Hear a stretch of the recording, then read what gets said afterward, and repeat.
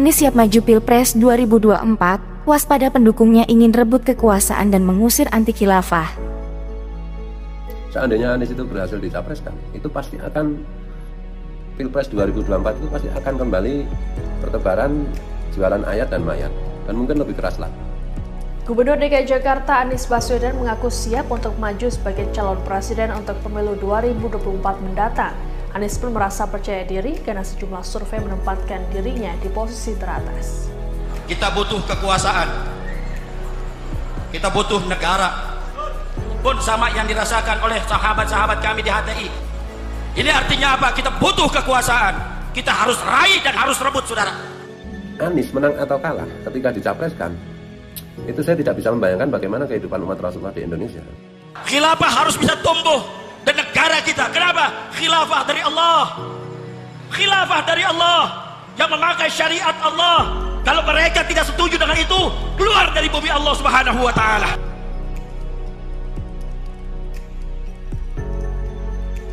Kaum pengasong khilafah yang saat ini berada di garis terdepan pendukung Anies Baswedan nampaknya sedang bersorak ria atas pernyataan kuda tunggangannya Anies Baswedan yang telah menyatakan kesiapannya untuk maju dalam pertarungan Pilpres 2024 mendatang. Pernyataan Anies tentu membuka jalan bagi mereka para pengasong khilafah yang sangat berambisi menegakkan khilafah di bumi Nusantara. Kita tahu mereka semua para pengasong khilafah memang berada dalam barisan Anies Baswedan. Meskipun saat ini mereka sekuat tenaga membersihkan namanya dari itu semua. Kenyataannya jejak digital mereka dahulu tidak pernah bisa dihapuskan oleh mereka.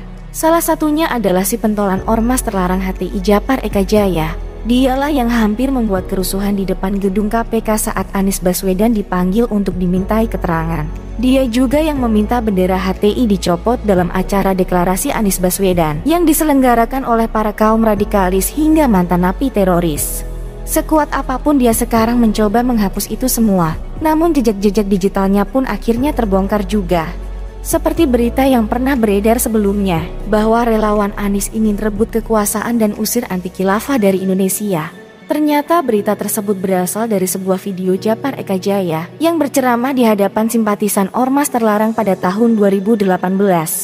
Memang isi dalam video tersebut tidak seperti berita yang beredar, yang memberikan judul relawan Anies ingin usir anti khilafah dari Indonesia. Namun pada intinya relawan Anies tersebut memang ingin memerangi siapapun yang tidak setuju dengan sistem khilafah yang dia perjuangkan di Indonesia. Kuatkan persaudaraan di antara kita, kuatkan persatuan dan kesatuan kita. Untuk apa? Bagaimana kalimat tauhid khalifah ada di Indonesia saat ini, saudara? Anies menang atau kalah ketika dicapreskan, itu saya tidak bisa membayangkan bagaimana kehidupan umat Rasulullah di Indonesia. Bagaimana pertengkaran yang luar biasa yang mengatasnamakan agama, yang akan saling mengkafirkan, saling memunafikan, saling menyesatkan, dan mungkin akan terjadi kekerasan-kekerasan yang tidak bisa kita bayangkan, yang berpotensi juga menjadi mengulang peristiwa atau kekonyolan atau kebodohan rakyat di semenanjung Arabia. Khilafah harus bisa tumbuh dan negara kita. Kenapa? Khilafah dari Allah. Khilafah dari Allah yang memakai syariat Allah. Kalau mereka tidak setuju dengan itu, keluar dari bumi Allah Subhanahu wa taala. Yang tidak setuju dengan khilafah keluar dari bumi Allah. Pernyataan Djapar Eka Jaya yang saat ini berada dalam barisan pendukung Anies Baswedan ini, secara tidak langsung jelas dia ingin memerangi kita bangsa Indonesia yang tidak setuju dengan sistem khilafah ditegakkan di negara kita. Maka tidak salah jika berita yang beredar beberapa waktu lalu mengatakan pendukung Anies Baswedan ingin merebut kekuasaan dan mengusir anti khilafah dari Indonesia. Karena memang perjuangan mereka menegakkan khilafah terang-terangan mereka lakukan di bumi Nusantara. Kita bangsa Indonesia harus membuka mata kita lebar-lebar bahwa di belakang Anies Baswedan memang dipenuhi manusia-manusia busuk penunggang agama yang ingin menghancurkan negara kita demi menegakkan ideologi khilafah versi mereka. Jika kita sudah mengetahui niat busuk mereka, maka layakkah Anies Baswedan menjadi pemimpin di negara kita yang sudah jelas dia hanya menjadi kuda tunggangan kaum pengasong khilafah untuk menghancurkan negeri kita? Djapar Eka Jaya jelas telah mengatakan ingin merebut kekuasaan, mengatakan khilafah harus tegak di Indonesia, mengatakan yang tidak setuju dengan khilafah keluar dari bumi Allah Subhanahu wa taala. Adalah jelas mereka ingin memerangi kita bangsa Indonesia yang berjuang mempertahankan negara kita. Maka siapkah kita nanti bangsa pribumi Nusantara akan diperangi dan diusir dari kampung halaman kita oleh mereka kaum pengasong khilafah. Jika nantinya mereka berhasil mengantarkan kuda tunggangannya berkuasa, waspadalah bangsa Indonesia, lawan gerakan mereka, tenggelamkan partai yang mengusungnya. Jangan biarkan kita kalah dengan bangsa pendatang yang ingin menguasai tanah warisan leluhur kita.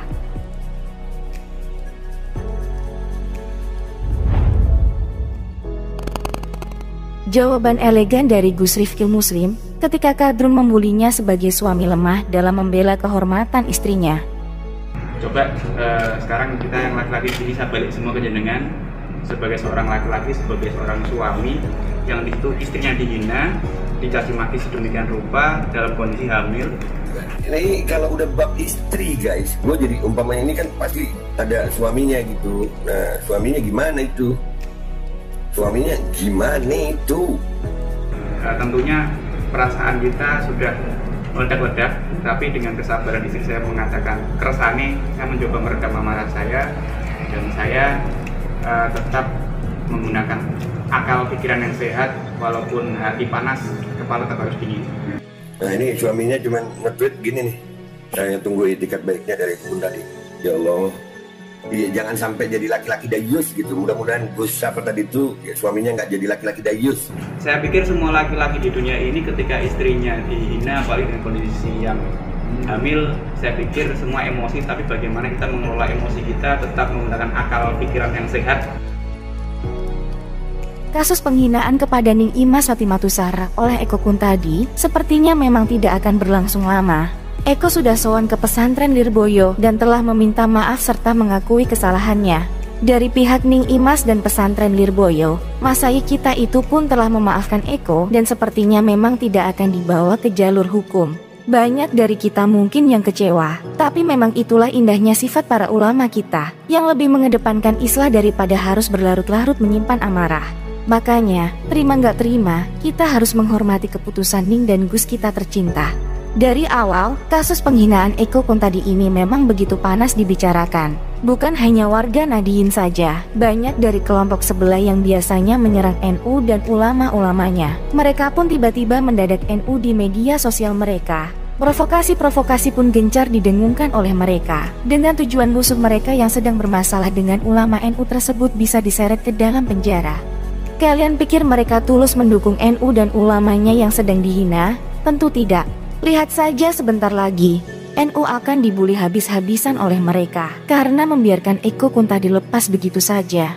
Terbaca jelas tujuan mereka, alih-alih bersimpati kepada NU dan ulamanya yang sedang dihina, tapi mereka justru membuli Gus Rifkil Muslim suami Ning Imas sebagai suami yang lemah karena tidak mau membela kehormatan istrinya.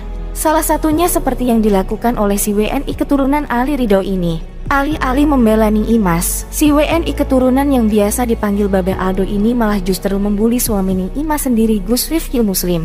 Bahkan hingga dia membawa-bawa neraka sebagai tempat suami yang tidak mau membela kehormatan istrinya. Kalau ditanya dengan beberapa bulian yang ada di media sosial mengatakan laki-laki macam apa, suami seperti apa, yang bahkan membandingkan Sambo dan Chris Rock ketika menampal Will Smith. Iya, jangan sampai jadi laki-laki dayus gitu. Mudah-mudahan Gus siapa tadi itu ya, suaminya nggak jadi laki-laki dayus. Laki-laki dayus itu kata Nabi SAW itu di neraka laki-laki dayus. Kenapa? Nggak punya cemburu, nggak punya cemburu sama istrinya gitu. Saya pikir semua laki-laki di dunia ini ketika istrinya dihina, apalagi dengan kondisi yang hamil, saya pikir semua emosi, tapi bagaimana kita mengelola emosi kita tetap menggunakan akal pikiran yang sehat. Saya mencontoh apa yang dilakukan oleh para masyayikh kita, para guru-guru kita, wakil khusus masyayikh dari Lirboyo. Saya juga mencontoh apa yang dilakukan dulu oleh Simbah Maimun Zubair ketika ada orang menghinanya, kemudian sowan ke Anwar, ke Sarang, memaafkan. Juga ada Gusmus waktu itu, juga beberapa yang lain. Dan kemudian nasihat-nasihat dari tokoh-tokoh, dari para ulama, dan para masyayikh sekali lagi. Akhirnya kita sepakat dengan kesepakatan tadi. Hei Aldo, ulama kami adalah ulama-ulama yang santun, ulama yang meneladani keindahan akhlak Nabi. Maka jangan samakan ulama kami dengan ulamamu yang brutal dan selalu mengedepankan kekerasan dalam setiap permasalahan. Jangan kau selalu koar-koar membela ajaran Nabi, jika kenyataannya yang gerombolanmu lakukan sangat jauh dari apa yang diajarkan oleh Nabi. Apa yang dilakukan Ning dan Gus kami memaafkan orang yang menyakiti adalah jelas meneladani keindahan akhlak Nabi. Bukankah pernah ada cerita bahwa Nabi pernah ditentang ajarannya, dan orang yang menentang tersebut hampir setiap hari berbuat jahat kepadanya. Tapi ketika orang tersebut sakit parah, Nabi justru malah menjenguknya, hingga orang tersebut tersentuh hatinya dan akhirnya beriman kepadanya. Jika ulama kami yang meneladani sifat Nabi selalu kalian bully, lalu ajaran siapa yang kalian anut selama ini? Islam yang bersumber dari mana yang kalian ikuti? Jika kalian tidak mampu menandingi akhlak para ulama kami, setidaknya janganlah kalian menjadi duri yang menghalangi beliau-beliau meneladani keindahan akhlak Nabi.